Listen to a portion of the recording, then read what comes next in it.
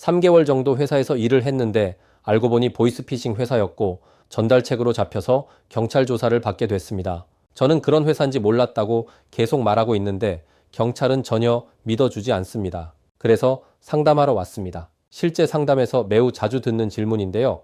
결론부터 말씀드리면 경찰이 여러분의 몰랐다는 말을 그대로 믿어줄 가능성은 높지 않습니다. 보이스피싱 사건에서 전달책, 수거책으로 적발된 사람들은 모두 몰랐다고 진술합니다. 그렇기 때문에 경찰은 이 말을 그대로 받아들이지 않고 진술이 아니라 정황과 증거를 기준으로 판단합니다. 몰랐다는 말은 출발점일 뿐이고 이를 뒷받침할 자료가 없다면 설득력을 갖기 어렵습니다. 실무에서 경찰은 정말 몰랐느냐를 보는 것이 아니라 그 상황에서 몰랐다고 믿어도 되는가, 즉 미필적 고의 여부를 판단합니다. 그렇다면 경찰은 가해자의 변명을 어떤 지점에서 믿어주고 또 반대로 믿어주지 않을까요?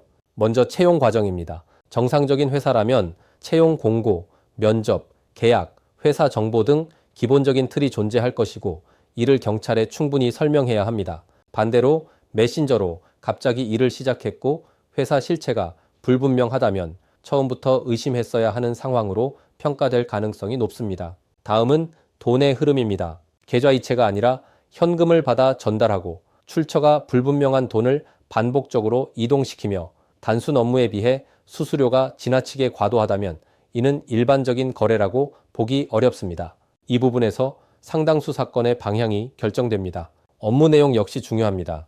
일반적인 전달 업무와 달리 현금을 수거하거나 여러 사람을 만나 돈을 전달하는 구조라면 그 자체로 정상적인 업무라고 보기 어렵습니다. 이 경우 몰랐다는 주장보다 업무 자체의 비정상성이 더 크게 작용합니다. 가해자 스스로의 의심 가능성도 중요합니다. 급여가 비정상적으로 높거나 조직원의 업무 설명이 계속 바뀌거나 상대방이 신원을 숨기는 경우가 있었다면 이는 단순한 착오로 보기 어렵습니다. 법적으로는 이러한 상황을 알 수 있었던 상태로 보고 책임을 인정하는 방향으로 판단합니다. 사건 이후의 행동도 영향을 줍니다. 문제가 발생했을 때 즉시 신고했는지, 연락을 끊고 회피하려 했는지 등에 따라 당시 인식 상태를 거꾸로 판단합니다. 처음 상담 내용처럼 많은 분들이 억울함에 진짜 몰랐습니다 라는 말만 반복합니다. 하지만 중요한 건 그 말을 얼마나 하느냐가 아니라 그 말이 맞다는 걸 보여줄 수 있느냐입니다. 이 사건은